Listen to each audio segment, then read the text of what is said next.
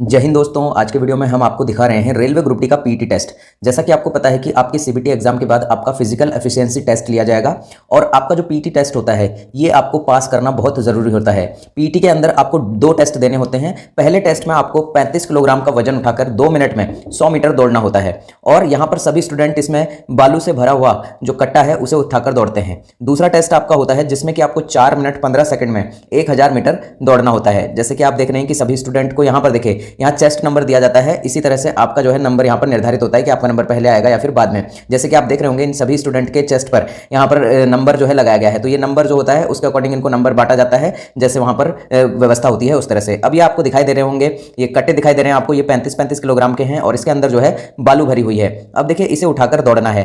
ध्यान रखिएगा इसे उठाकर आप या तो दौड़ सकते हैं या फिर चल सकते हैं। बस बात यह है कि 35 किलोग्राम का ये वजन उठाकर आपको 2 मिनट में 100 मीटर पूरा करना होता है। और जहां पर आपका 100 मीटर पूरा होगा वहां पर यहाँ पर एक 100 मीटर पर एक स्ट्रिप लगी होगी, एक पट्टी होगी जिस पट्टी पर आपको पैर जरूर रखना है। ध्यान रखिएगा जो आपके पैर पर एक चिप बंदी होती है वो इस स्ट्रिप पर पड़ते ही, इस पट्टी पर पड़ते ही आपका जो है देखा जाता है कि आपने कितनी देर में और यहां पर अपनी रनिंग पूरी की है या फिर नहीं की है। तो इसीलिए ध्यान रखिएगा, बहुत सारे स्टूडेंट यहां पर गलती कर बैठते हैं क्योंकि उस टाइम पर हमें ध्यान नहीं रहता, तो इस वजह से भी बहुत सारे स्टूडेंट्स को प्रॉब्लम होती है।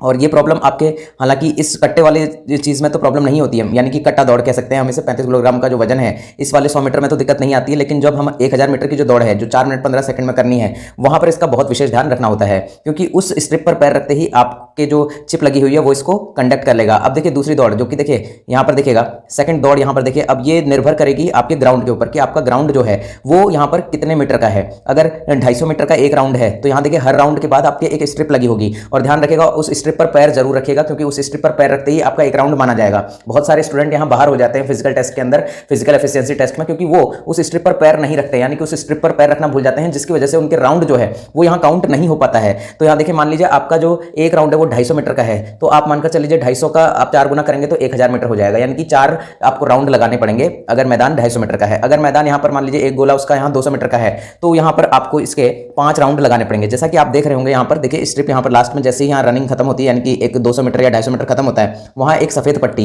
यानी कि एक स्ट्रिप बननी होती है। उस स्ट्रिप पर पैर जरूर रखना है क्योंकि आपके घुटने के पास एक चिप बंधी हुई होती है। उस चिप से आपको यहां पर आपका जो ये स्ट्रिप है वो आपकी पूरे यहां पर जो आपने दौड़ा है 200 मीटर या 250 मीटर उसे कनेक्ट कर लेती है।